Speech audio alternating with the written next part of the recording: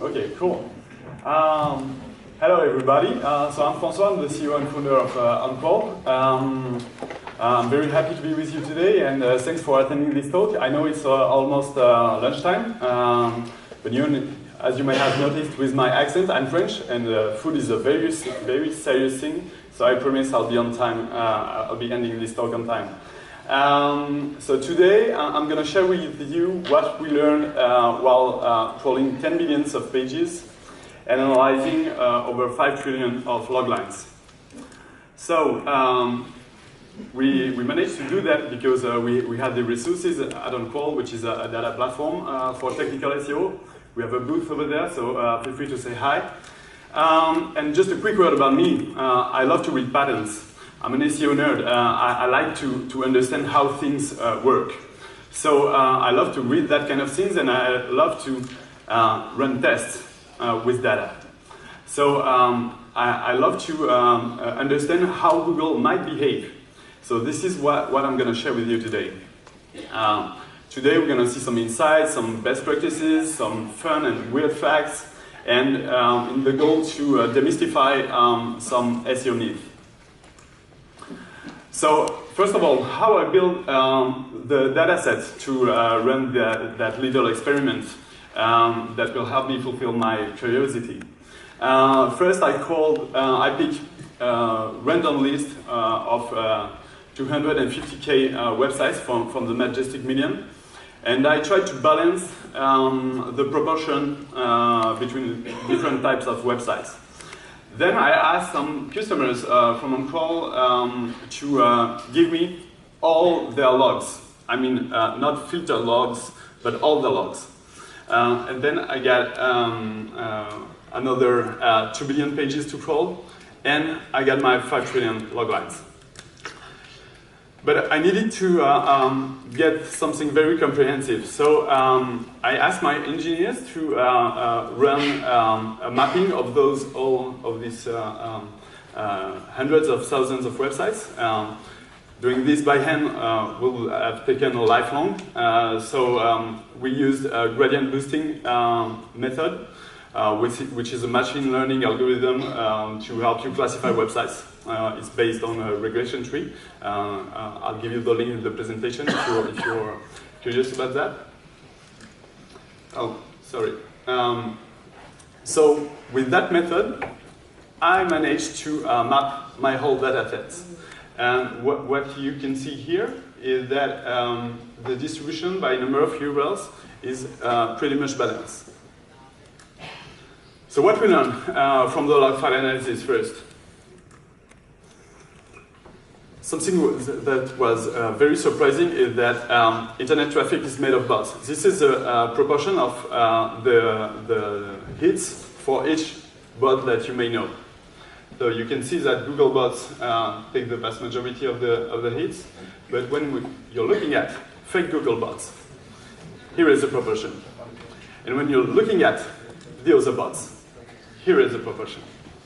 So we've encountered that in many cases, like more than the third of the server's resources were consumed by bots that you don't care about. So there is plenty of room to optimize your server costs. Another thing which came to my mind, because I'm always asked about crawl budget. And I was asked about, is crawl budget a zero-sum game? I mean that, there are many bots from Google. You have the ads bot, obviously. And the interesting thing here is that when you're launching a paid campaign, it looks like Google is lowering the Google bot, which goal is to index your pages. So we find many cases, in more than 92% of the cases, that when you launch a paid campaign, it will lower the number of hits you have with the Google Web or Google Mobile bot. So it looks like crawl budget is a zero-sum game. So be assured to check that. If you see your crawl budget dropping during a day, this might be because your paid search team is doing something. Then I'm always asked about how much time do I need to wait before getting my first SEO visits after I put a new page online. So to answer that kind of question, we compute a score called the fresh rank, which is the average time frame between two events. One is Google has encountered the page for the first time, and the second is Google has sent its first visit.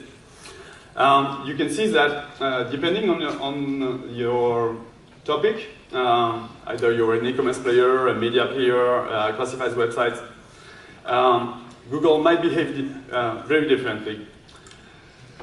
But something that is generic is that page depth has a very big impact on your fresh rank. Be careful because this chart is at logarithmic scale. So you can see that between page depths 1 to 3, then the fresh rank is quite low. So it's expressed in days. And the deeper you get, the longer you get on the fresh rank. So be assured to be accurate when you are analyzing your page depth levels, because it will have a direct impact on the fresh rank and the freshness of a page, and the ability of your pages to get quickly a visit. Another trending topic is mobile first indexing. So we find out that you can understand if your website is in the mobile first index before you get that notification in your JSE account. Simply look at mobile bots hits and the, Google web bot. And as you can see on this website, back in September 7, they get switched to the mobile first index. So this is the way, when you're looking at your log files, you've got this kind of information, then you can understand if you are in the mobile first index. So I tried to figure out if there were categories that were treated different way. And let's be clear, my data set is probably not big enough, even if I have more than 250,000 websites. This is what we have in that data set. We see that on September 25, there is only this proportion of websites that were switched to the mobile first index. And again, my data set is probably not big enough, but I try to see from a geolocation point of view how things were going. And it looks like the release of the mobile first index has been done globally, but on my data set, UK won, so tap guys. Another big thing is about JavaScript crawling by Google. So my experiment was I only took websites with no pre-rendering solution. Yes, there are still some, and which is a very, very bad idea. And on average, on those websites, Google both rendering GS are calling this website every 24 days. So why are we able to say this? We are able to say this because not only we reverse IP on the Google bots hits, but we find out that for websites without any pre-rendering solution and with content that is only accessible through the execution of JavaScript, that links are only accessible through the execution of the JavaScript, then Google is crawling your whole website. You can see that on this website, he has crawled like more than 35K pages on the same day. Because it costs a lot to render JavaScript. So Google tries to save its resources. So it is not crawling every day rendering JS. This is how to spot when Google has rendered JS on your website. So it is, and on average, again, it's every 24 days. So if you have a website with content that is only accessible through JS rendering, ask yourself if it's a good idea to get crawled, to get all your website crawled every 24 days. If you're a media website, that's not a good idea. Now, let's get some insights from what we call the combined analysis. So we are comparing data from the crawl, the logs, the rankings, backlinks, stuff like that. So there is a misunderstanding about crawl budget as a ranking factor. So this chart is pretty tough, but what you need to understand is that on the top right corner, you've got the pages that are the more hit by Google. And when you're looking at the position range of those pages, you can see that half of the hits are made on pages ranking after page 1. So this kind of data computation can help you understand that Gary Ills or John Mueller is saying that crawl budget has no direct impact on your rankings. This is an example. And then I'm always very surprised about how SEOs are treating redirects or 4xx errors or server errors. So I tried to figure out what were the proportion of indexable URLs and URLs within my data set of 10 billion pages. What were the URLs responding a 301 or a 44 or a server error? So you can see that there's like a fourth of this data set that matches redirects or errors or server errors. And here is a split on the different categories.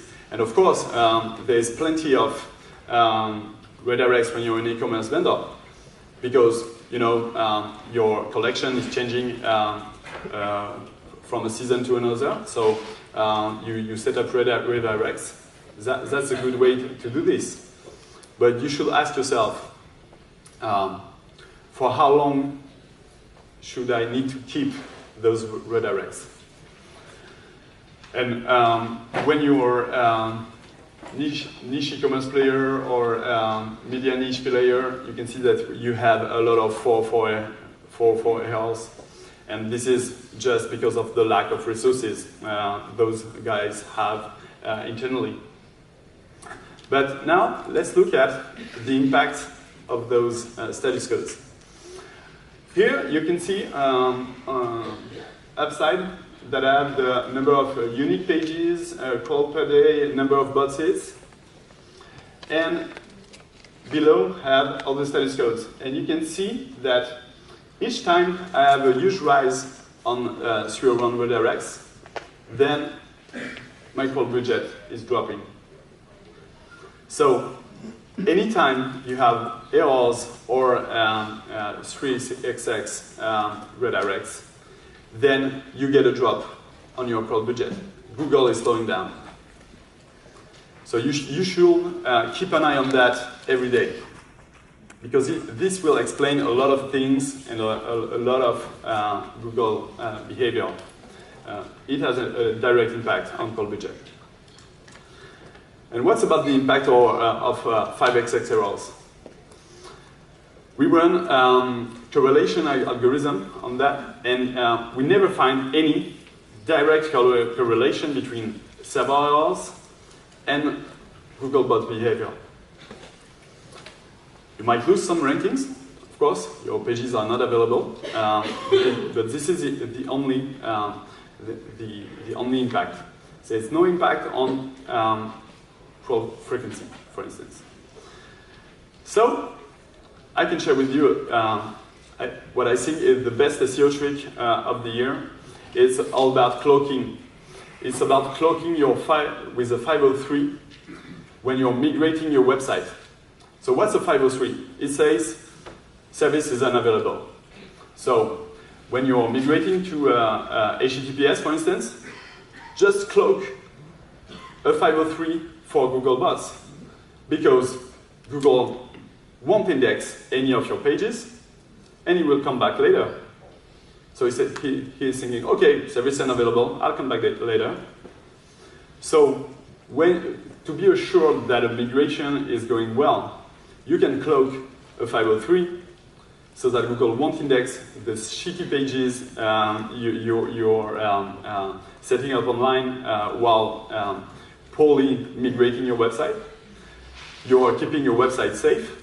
This will allow you to roll back to a previous version, and you can keep it for 24 hours or 48 hours, no problem, because you don't have any impact on your crawl budget. So let's do this. So what I want you to remember is that cloaking is not a crime. You can use it. This is not always a black hat technique.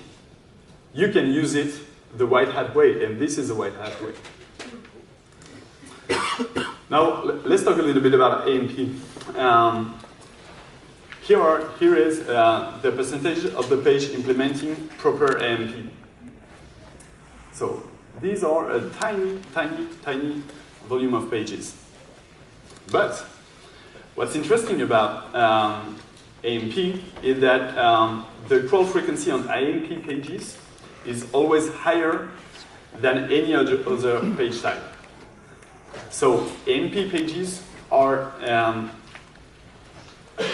eating a huge part of your crawl budget. And what we saw is that the most advanced players, and they are big online media, their best practice is to maintain a flat number of AMP pages, like 5% of their overall pages available, and they set up a rule based on publication date, so that they keep their crawl budget safe while just only maintaining 5% of their page with AMP. Now let's talk about structured data. So this is how people are using structured data. Don't be fooled by this graph. What you can see is that in green, you have pages with more than 2 schema types integrated. And the pages with only 1 schema type are usually pages that are set up by default by WordPress. You have always schema type for the author with PrestaShop or Magento. Usually people are implementing those software with the schema type for website or for product. So don't be fooled by this graph. So people that are really, really working with structured data are the green ones. So you can see that there is plenty of room for optimizing your snippet. And what's very cool when you're looking at GSC data and the data from the crawler regarding the identification of structured data is that pages with structured data are getting a way better CTR. Of course, they have rich snippet.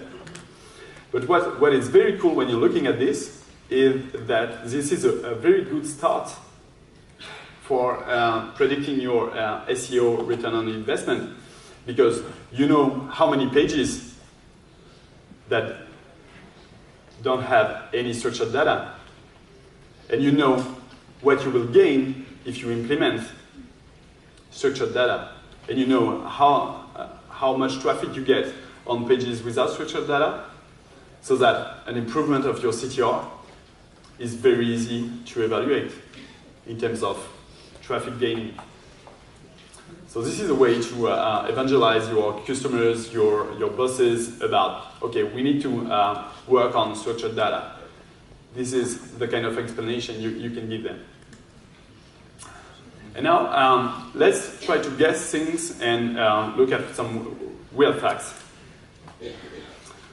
We ran a correlation algorithm between payload and call ratio. So this is what we found. So it looks like payload does not really impact the call ratio of news online media. It's impacting a lot of classifieds. Let's dig into this. I look at some random websites from the classifieds category, and what you can see is that when your payload is below 500 milliseconds, Google is calling like 8 out of 10 pages.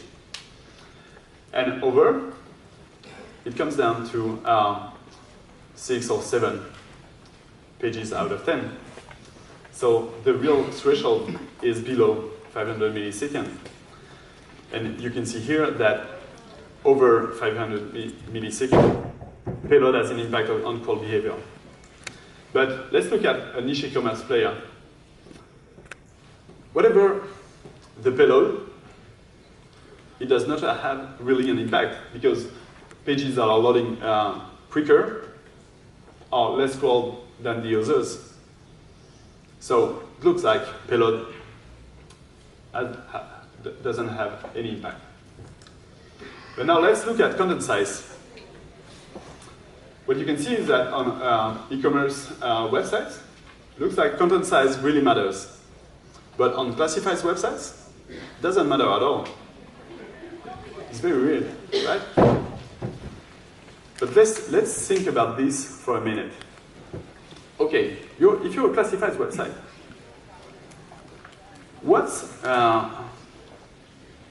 your content is poor.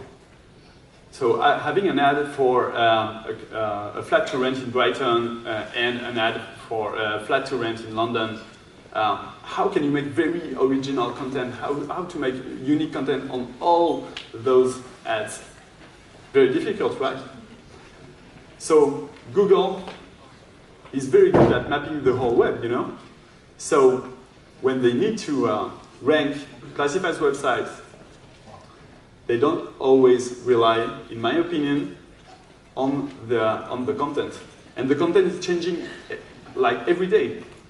You know, an ad can expire like 30 days after its publication. So why rely on content? But for a niche e-commerce player, of course, they need unique content to get out of the forest, to rank higher. And this is a way to differentiate those websites. So all websites are not born equal, in my opinion, regarding all ranking factors, which seems to be very logical from a search engine point of view. Another thing that is very weird is about your near duplicates. We find out that it's always the case when you are looking at pages that are near duplicates. I mean, you can group pages with very similar content. And of course, as SEOs, you say, okay, to deal with near duplicate, I need to set up canonicals. But for each group, that is a group of pages that are very similar, they are talking about the same thing, so they should point to the same canonical, right? So this is what we have called cluster canonicals matching. So for each page within a group, and again, those pages are very similar, they are all pointing to the same canonical. This is the right way to do things. And what you can see is that when you do this, you are saving on your crawl budget. Because on average, Google is only crawling at a 20% crawl ratio. When you have no duplication issues, okay, more than 8 out of 10 of your pages are crawled by Google. But when you don't have the same canonical for pages within the same group, Google is still hitting those pages. So you are spending a lot of your crawl budget on those pages that will be considered as shitty pages because, of course, they are near duplicates. So think about the semantic behind your canonical setup method. It's very, very important. Last thing, I look at all pages known within my data set. So this is a proportion regarding all pages known. Pages known from the crawler, from the logs, from analytics. We have the total of pages known. On average, 32% of pages are in the structure. And let's read down. There are only 26% of pages that are in the structure and crawled by Google. So some stuff to think about here, because you need to help Google crawl your whole pages in structure. And here is the proportion of pages in structure that are ranked in Google, on less than 20%. And only 8% that are active pages, I mean pages effectively generating traffic. So, with that in mind, there's plenty of room for a better SEO traffic. So what I suggest is for you to use the lookalike method to spot the common characteristics of your active pages and try to find similar ones within your pages. So try to check each ranking factor of all your active pages, so then you have a pattern, and then lower those metrics by 10%, for instance, and you'll get the best candidates to rank, to add activeness on your website. So you have all the candidates to work on and get more traffic on your website. So that's all, folks. Thank you. If you want to drop a line, feel free to send me an email.